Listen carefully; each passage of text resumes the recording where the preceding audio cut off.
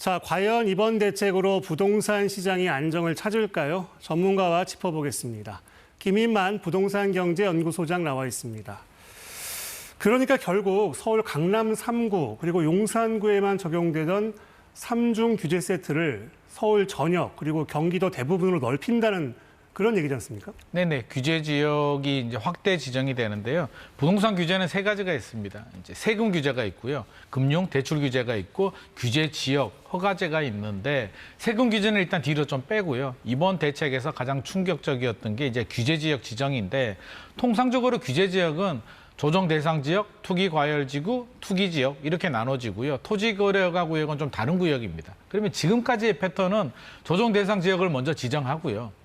그래도 안 잡히면 투기 과열 지구, 그 다음에 투기 지역, 토지 거래 허가 구역 이렇게 순차적으로 적용이 되는데 이번에는 비빔밥처럼 그냥 한 번에 서울 전체를 다 모든 규제 지역으로 묶었고요. 수도권 지역들도 남부축 거의 수원 팔달구까지 12개 지역, 의왕시까지 다 묶어버렸기 때문에 어떻게 보면 문재인 정부 시절 한 2년 정도 하던 규제를 이번 한 번에 다 했다. 그리고 저는 토지거래가 구역까지 이번에 묶을 줄은 사실은 몰랐거든요. 그냥 규제 지역은 당연히 묶을 줄 알았는데 토지거래가 구역을 서울 전체로 묶었다는 점에서 약간 좀 신선한 충격. 국토교통부가 이를 악물고 규제를 만들었구나 이런 생각을 좀 하게 되었습니다. 좀 과하다는 지적도 있는 것 같습니다. 어떻게 보세요? 사실 강남 3구, 용산구 많이 올랐는 지역들 있잖아요. 마포, 성동, 한강벨트나 최근에 과천과 분당도 많이 올랐습니다. 이런 지역들이 규제가 되면 주민들도 아마 마음속으로 납득은 할 거예요. 많이 올랐으니까 규제 지역에 지정될 수 있겠구나. 마음의 준비는 한 달 전부터 하고 있었는데 갑자기 이게 몽둥이 두들겨 맞은 지역들이 이제 노도강, 서울의 약세 지역이라고 하는 노원구 같은 경우, 금강구 이런 지역들인데 노원구가 이제 9월에 거래량이 좀 늘어나긴 했거든요. 9월부터 이제 거래가 좀 됐는데 이 정도 가지고 과연 우리가 이렇게 규제 3종 세트를 받을 만큼인가에 대한 불만의 목소리들을 많이 내고 있고요. 수원 팔달구 반응을 좀 보니까 황당하다. 우리 이제 집값 1억 올랐는데 이게 과연 이렇게 두들겨 맞을 일인가 이런 반응들을 보여주고 있습니다. 그래서 충분히 지역에 따라서 많이 올랐는 지역은 당연하지만 그렇지 않는 지역까지도 묶음으로써 정부의 말은 풍선 효과를 사전에 차단하겠다라고 하지만 또 빠진 지역들도 있거든요. 화성 동탄 신도시라든지 인천 송도라든지 이런 지역들은 빠졌기 때문에 그렇게 되면 광교 신도시나 용인 수지를 집 사려고 했는데 대출 규제에 막혔다, 규제 지역에 막혔다, 동탄 신도시로 수요가 이동하면서 풍선 효과가 생길 수도 있습니다. 네, 발표 직후 현장의 분위기를 좀 모니터해 보셨죠? 어떻습니까? 일단 현장 분위기는 지금 굉장히 좀 바쁘게, 왜냐하면 오늘까지 계약을 하게 되면 이번 규제가 적용되지 않거든요. 네. 그래서 오늘 많은 분들이 계약금을 입금하고 계약서를 쓰려고 아마 굉장히 분주하게 집을 보지도 않고 계약을 해야 될 정도로 굉장히 바쁜 움직임을 보여줬고요. 추석 지나고 추석 전에도 높은 상승률을 기록을 했기 때문에 추석 지나고 대책이 나올 거야. 언제 나오지? 그 시점이 중요했기 때문에 추석이 지나고 움직임은 굉장히 가팔랐습니다.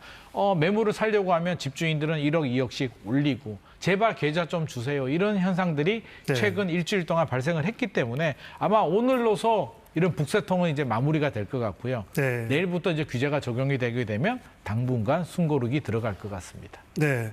그럼 앞으로 어떤 변화가 있을지 실수요자 입장 중심으로 한 발 더 들어가 보겠습니다. 결국 규제 지역에서는 그 갭 투자가 원천 차단되는 거죠? 갭 투자는 차단이 되죠. 토지 거래 허가 구역에 지정이 되게 되면 전입 신고 의무가 강제 부과되기 때문에 그 계획을 내야 됩니다. 거주 계획을 내야만 허가가 나오는 거예요. 우리가 보통 부동산을 사게 되면 신고제거든요. 실거래 신고만 하면 패스가 되는데 허가제라는 건 지자체에서 허가가 나오지 않으면 계약이 무효가 됩니다. 그 허가 조건이 실거주 의무가 적용이 되기 때문에 이제는 무조건 실거주를 해야 된다. 이번 현 정부의 정책 기조를 보자면 실제 거주하는 사람은 실소유자, 전세를 끼고 사거나 대출을 많이 받는 분은 투기라는 기준을 적용하고 있기 때문에 이번에는 전세 끼고 사는 거는 원천 차단을 하게 되고요. 네. 대출을 많이 받으면 투기라고 생각을 하고 있기 때문에 결국에는 규제 지역에 지정되게 되면 LTV도 기존에 비규제 지역은 70%에서 50%였는데 97 대책을 통해서 40%로 내렸습니다. 그러면 이게 뭐 강남 같은 지역들은 사실 이런 대출 규제의 영향이 크지는 않은데 수원 8달구 같은 경우에 6억 아파트 같은 경우에 기존에 70% 받았다면 4억 2천 정도 대출이 나왔는데요. 40%면 지금 2억 4천 정도밖에 안 나오니까 굉장히 크죠. 그러니까 이런 어중간한 한 6억 정도 하는 아파트 시장은 굉장한 충격을 받을 수밖에 없습니다. 네, 그럼 뭐 한 가지 정도 더 예를 들어서 설명해 주신다면요. 대출이 어떻게 달라지죠? 일단 대출도 앞서서 말했듯이 이제 무주택자들은 70에서 60, 40%로 줄어들게 되고요. LTV 집이 있는 유주택자들은 아예 제로가 됩니다. 그리고 이번에 충격적인 게 627 대책에서는 수도권 지역에 소득이 아무리 많아도 어떤 집을 가져도 대출이 6억까지야 라고 했는데 이번에는 더 디테일하게 업그레이드를 했습니다. 집값이 15억 이하면 대출 한도가 6억이 되고요. 15억에서 25억 사이는 4억, 25억 초과하게 되면 대출이 2억밖에 안 나옵니다. 50억 아파트를 사도 대출이 2억밖에 안 나온다는 얘기인데 여기서 또 많은 분들이 좀 헷갈려하는 게 15억 이하 아파트를 사면 대출이 6억이 나와라고 하는데 최대 한도가 6억이라는 얘기고요. 그러면 10억 아파트를 사게 되면 LTV가 40% 적용이 되죠. 4억이 됩니다. 그러면 6억이 아니라 4억까지만 적은 금액이 적용되게 됩니다. 결국 그 실수요자 입장에서는 더 불리해진 셈이라고 할 수 있고 현금이 많은 사람은 유리하고 이런 거 아니겠습니까? 실수요자들은 뭐 절대적으로 불리하죠.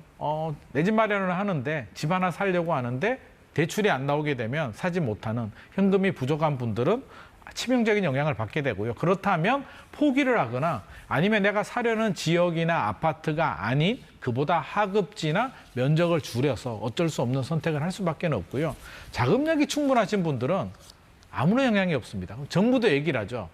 대출을 많이 받으면 투기, 전세를 끼고 사면 투기인데 자기 자본으로 내 집 마련하는 건 실소유자야. 실거주자야라는 답을 내주고 있기 때문에 자금력이 충분히 있으신 분들은 뭐 지금 아무런 영향이 없고요. 특히 강남 3구, 용산구는 이미 규제 지역이 2017년부터 적용이 되고 있었고요. 토지거래가구역은 5년 전부터 적용이 되다가 올해 잠시 풀었다가 묶었기 때문에 오히려 강남 3구, 용산구는 그런 얘기를 합니다. 우리가 상대적으로 규제, 역차별을 받고 있었는데 서울 전역이 규제되다 보니까 오히려 우리가 더 유리해졌다라는 말을 하시는 분들도 계십니다. 네. 그리고 이 규제 지역에선 전세 물량이 많이 줄어들 수 있다는 지적이 있던데요. 전세 매물은 줄어들 수도 있습니다. 전세 대출이 이제 DSR이 적용이 됩니다. 한마디로 소득이 없는 분들은 이제 전세 대출을 받을 수가 없게 되는데요. 이렇게 된다면 내년부터 입주 물량이 줄어들어서 전세 가격이 올라가는 걸 어느 정도 막는 효과는 있겠으나 전세 가격이 1억 정도 올랐는데 집주인이 1억 올려주세요. 저 DSR에 걸려서 대출이 안 나옵니다 하면 30만 원 차라리 반전세로 갑시다라고 합니다. 그러니까 결국 월세 속도가 훨씬 더 빨라지는 부작용이 생기고요. 전세 매물이 감소합니다. 실거주 의무가 적용되기 때문에 안 되겠어. 전세 구하러 가게 되면 전세 매물을 찾아보기 힘든 전세 매물 품귀 현상이 발생할 가능성이 높습니다. 네, 뭐 이런 여러 우려가 있지만 이렇게까지 강한 규제책을 내놓은 건 상황을 뭐 그만큼 심각하게 보고 있기 때문으로 보이는데요. 그럼 어떻습니까? 집값이 좀 잡힐까요?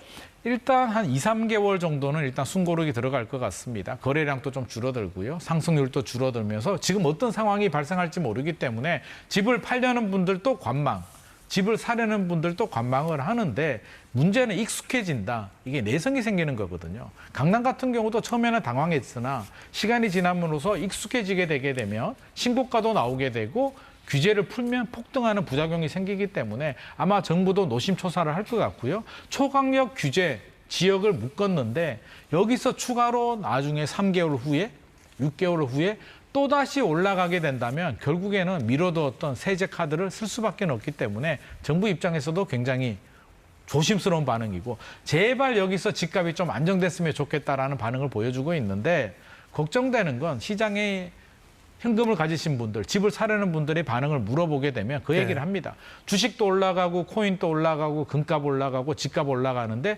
내가 힘들게 20년 동안 모은 현금은 휴지 조각이 될 것 같은 벼락거지가 될 것 같은 두려운 마음에 사야겠다는 말씀을 하는데 이번 대출 규제로 그 불안한 마음까지도 잠재울 수 있을지는 좀 지켜봐야 될 부분인 것 같습니다. 네, 상황을 좀 지켜봐야 되겠군요. 김인만 부동산경제연구소장이었습니다. 말씀 잘 들었습니다.